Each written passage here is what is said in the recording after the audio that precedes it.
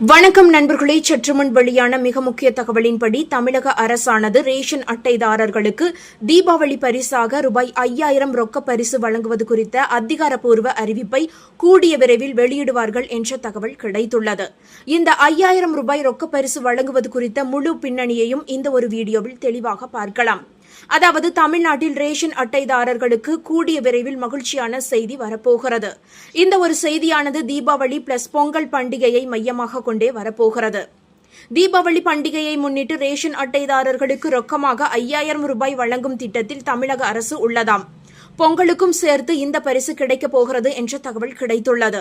தீபாவளி பண்டிகை நெருங்கிவிட்ட நிலையில் மில்லியன் கணக்கான ரேஷன் கார்டுதாரர்களுக்கு ஒரு பெரிய பரிசை தமிழ்நாடு அரசு வழங்கும் என்று எதிர்பார்க்கப்படுகிறது. தீபாவளி மற்றும் பொங்கலுக்கு முன்னதாக ரேஷன் கார்டுதாரர்களுக்கு 5000 ரூபாய் ரொக்க போனஸ் வழங்க தமிழக அரசு தயாராகி வருவதாக அரசு தரப்பு வட்டாரங்கள் தெரிவிக்கின்றன. இந்த திட்டம் மக்களுக்கு நிதி நிவாரணம் வழங்குவதையும் பண்டிகைகளை மகிழ்ச்சியுடன் கொண்டாடிட உதவுவதையும் நோக்கமாக கொண்டுள்ளது. எனவே இந்த அறிவிப்புக்காக ரேஷன் கார்டுதாரர்கள் அனைவரும் காத்திருக்கின்றனர். விரைவில் இதற்கான அறிவிப்பை தமிழக முதல்வர் மு.க.ஸ்டாலின் வெளியிடுவார் என்று எதிர்பார்க்கப்படுகிறது. மாநில அரசின் நிதித்துறை இந்த திட்டத்தில் விரைவாக செயல்பட்டு வருவதாக அரசு தரப்பு வட்டாரங்கள் தெரிவிக்கின்றன. இந்த திட்டத்திற்கு சுமார் ரூபாய் 10,000 கோடி தேவைப்படும் என்று மதிப்பிடப்பட்டு உள்ளது. முதல்வர் மு.க.ஸ்டாலின் தீபாவளிக்கு முன் இந்த திட்டத்தை தொடங்கி வைப்பார் என்று தெரிகிறது. இதற்காக பயனாளிகள் அனைவரும் காத்திருக்கின்றனர். அதாவது கடந்த சுதந்திர தின விழாவில் பிரதமர் நரேந்திர மோடி அவர்கள் தனது உரையில் இந்த தீபாவளிக்கு நாட்டு மக்களுக்கு ஒரு பெரிய பரிசு காத்திருக்கிறது என்று கூறியிருந்தார். அத்தியாவசிய பொருட்களின் மீதான ஜிஎஸ்டி விகிதங்கள் குறைக்கப்படும் என்று அறிவித்தார். அதைத் தொடர்ந்து மத்திய அரசு சில அத்தியாவசிய பொருட்களுக்கு 2 அடுக்கு ஜிஎஸ்டியை அமல்படுத்தியது. இந்த பின்னணியில் தமிழ்நாட்டு மக்களுக்கு அதன் சொந்த மட்டத்தில் பண நிவாரணம் வழங்கவும் அரசு முடிவு செய்து உள்ளது. ஒவ்வொரு ஆண்டும் பொங்கல் பண்டிகைக்காக ரேஷன் கார்டுதாரர்களுக்கு சிறப்பு தொகுப்புகளை தமிழக அரசு வழங்குகிறது.